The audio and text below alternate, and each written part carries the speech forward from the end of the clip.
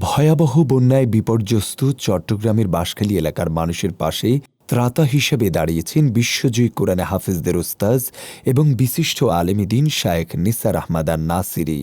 যুদ্ধ পরবর্তী সময়ে যে অবস্থা হয় তার চেয়ে আরো ভয়াবহ, না দেখলে বিশেষ করা অনেক কঠিন।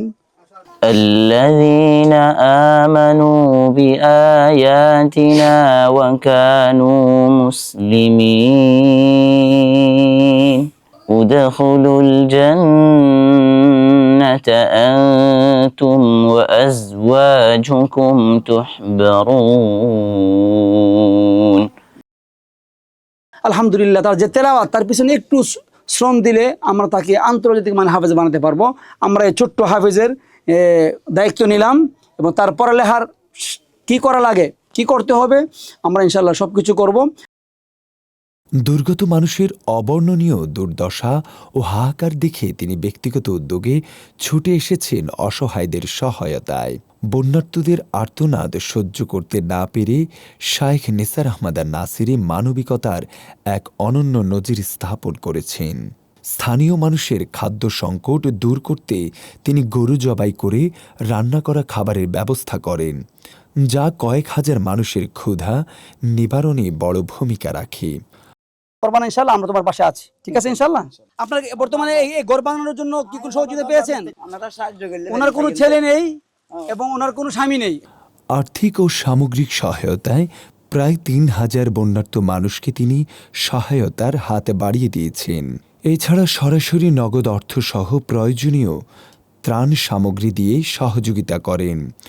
বন্যার কারণে বাঁশখালীর সাধারণ মানুষ যখন দিশেহারা ও খাদ্য সংকটে জর্জরিত, ঠিক সেই সময় শায়েখ নিসার আহমদ আন-নাসিরীর এ উদারতা স্থানীয়দের মাঝে নতুন আশার সঞ্চার করেছে। দর্শক দেখেন কি পরিস্থিতি, এখানে বসবাস করার মতো কোনো পরিস্থিতি নেই।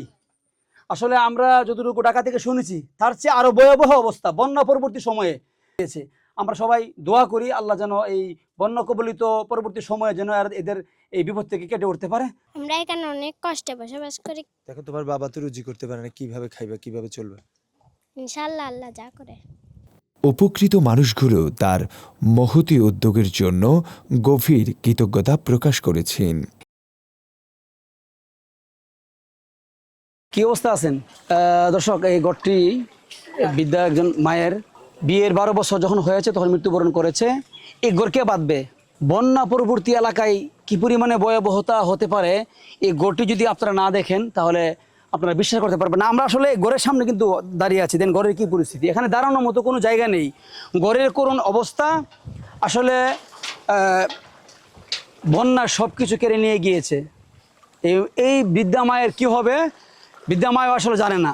ইসলাম মানবতার ধর্ম এবং এই দুর্দিনে মানুষের পাশে দাঁড়ানোই প্রকৃত ইবাদত। ত্রাণ কার্যক্রম চলাকালে এমন মন্তব্য করেন শায়েখ নিসার আহমদ আন-নাসিরী।